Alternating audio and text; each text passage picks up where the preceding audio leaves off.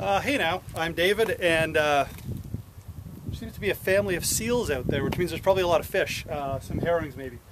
But I don't know if you can see that, but there's 1, 2, 3, 4, 5, 6 seals out there, just floating around looking for something to eat probably.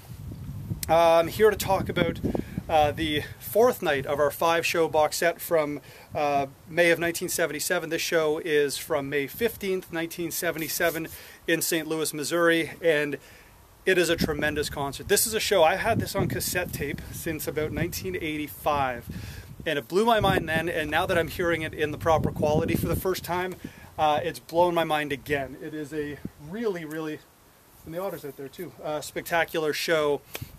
Boy, where do I start with this one? Couple firsts.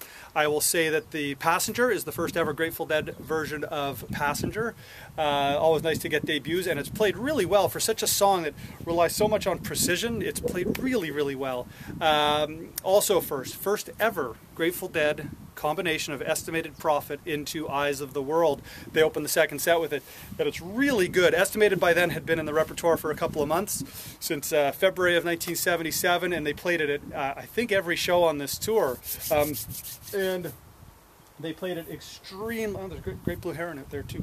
And they played it extremely well on this tour.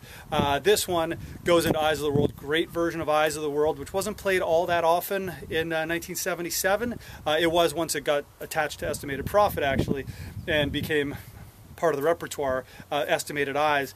Really great. I'll also talk about the Estimated Eyes as the second set opening sequence goes into drums, into Samson and Delilah, ripping version of Samson and Delilah, great Ship of Fools, and then the second jam sequence of the second set opens up with St. Stephen, the only St. Stephen in this box set, which then goes into drums, and then goes into a very familiar beat, and you think Not Fade Away is coming, and it is, but not quite yet.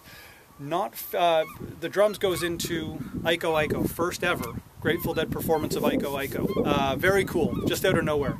Apparently Keith Olsen suggested it when they were working on Terrapin Station a couple of months before, and they played it, and it was cool. And then without missing a beat, Iko Iko right into Iko Iko right into Not Fade Away. Great version of Not Fade Away into a powerhouse Sugar Magnolia to end the second set. And I want to say special mention about the encore here, Uncle John's Band. Uncle John's Band was played occasionally as an encore in '77. This to me is the best one. This is one of the best Uncle John's Bands I've ever heard. Maybe we'll put that up as a sample for you to hear. But wow, what an Uncle John's Band. Boy, I really love this one. Just really solid. They're in the pocket, and for an encore, it's certainly not one of those encores where they just want to kind of get on with it and go home. They're here to play. They did have the next day off. They didn't have to be in Tuscaloosa for a couple of days. But anyhow, I'll be back in a little bit to talk about the Tuscaloosa show on May 17th, 1977, the 5th night, which is, I think, the best show in the box. Anyhow, enjoy the St. Louis show. It is tremendous. Really a powerhouse show start to finish. Exciting as heck, high energy, and played perfectly. All right, enjoy.